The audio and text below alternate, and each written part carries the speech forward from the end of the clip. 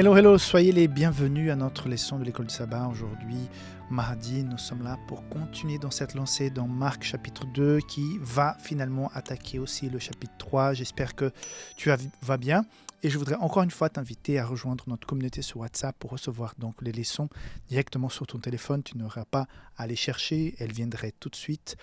Nous avons aussi des articles, des promos, des nouveaux produits. Parfois, je fais de petites vidéos pour d'autres choses. Voilà, rentre dans notre communauté.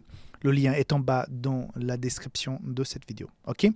Sans plus attendre, passons à la leçon de ce mardi.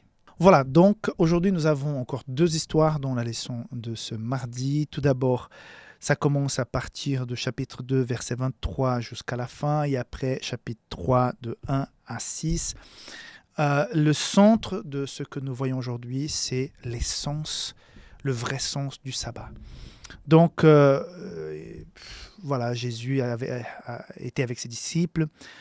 À cette époque, quand on passait dans un champ, on pourrait rentrer et prendre des grains pour manger à sa faim, pas pour voler et partir avec un sac, mais pour manger à sa faim, c'était tout à fait normal. Sauf que ça se passe un jour de sabbat, Jésus avec ses disciples sont en train de marcher. Est-ce qu'il dépassait le nombre de pas que les Juifs permettaient à cette époque? J'en sais rien. Mais voilà, ils ont pris des épis et donc ils mangeaient. Et on va les accuser de travailler le sabbat parce qu'on prenait les épis, les semences pour pouvoir, les graines pour pouvoir les manger. Et Jésus va faire un parallèle avec ce qui s'est passé avec David. Verset 25, Jésus leur répondit, n'avez-vous jamais lu ce qui fit David lorsqu'il fut dans la nécessité et qu'il a eu faim, lui et ceux qui étaient avec lui? Comment il entra dans la maison de Dieu du temps du souverain sacrificateur Abiatar et mangea les pains de proposition. Donc, il finit, verset 27, « Le sabbat a été fait pour l'homme et non l'homme pour le sabbat, de sorte que fils de l'homme est maître même du sabbat. » Donc, j'ai déjà dit, si jamais tu n'as pas écouté ou regardé la leçon de sabbat, que tu puisses revenir à cette leçon. Je parle davantage sur ce chapitre 2, 27, verset 2, 27. Mais je fais très vite. J'ai utilisé l'illustration de la voiture. Donc, la voiture est là pour nous servir, pour le transport, pour aider les gens et tout ça. Mais si elle devient un dieu dans ta vie, que tu dépenses tout ton argent, ton énergie pour faire en sorte que cette voiture soit la plus belle, voilà, elle devient le centre de ta vie, ça ne va pas. Le sabbat, il est là pour nous servir, nous aider, pour entrer en communion avec le Seigneur, pour passer du temps avec notre famille, pour passer du temps avec les frères et sœurs de l'Église, pour visiter les malades, pour aider les gens qui sont dans le besoin. Parfois même, on va plus travailler le sabbat qu'un autre jour, que le vendredi ou que le dimanche, que le lundi, parce qu'il y a tellement de choses à faire pour aider notre prochain. Et parfois, nous avons des projets spéciaux, nous avons des congrès, nous avons des sorties, j'ai déjà fait des camps avec les jeunes. Et le sabbat, on est vraiment au front, quoi, pour pouvoir faire en sorte que ces activités, ces jeunes, un camp avec l'Église puissent bien fonctionner. Et on travaille, entre guillemets. On travaille, mais pas pour gagner de l'argent. On travaille pour servir.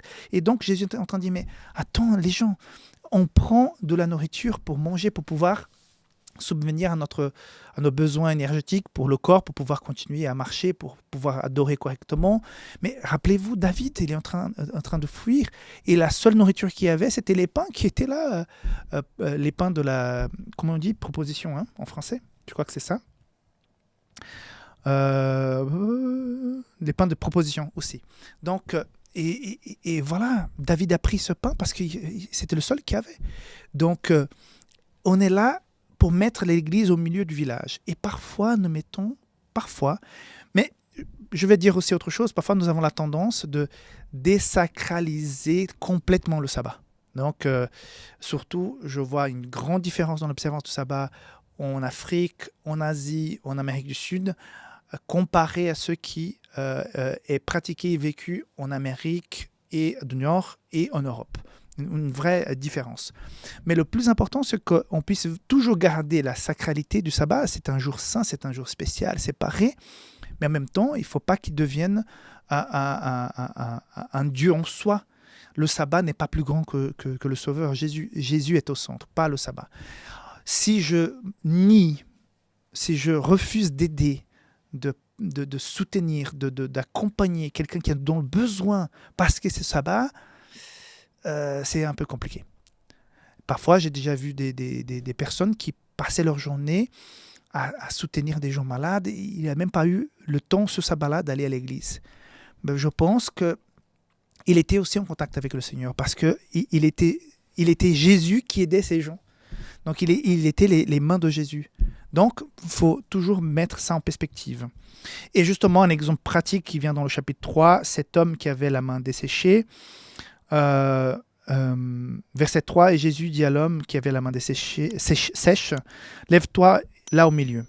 Puis il leur dit, est-il permis le jour du sabbat de faire du bien ou de faire du mal, de sauver une personne ou de la tuer?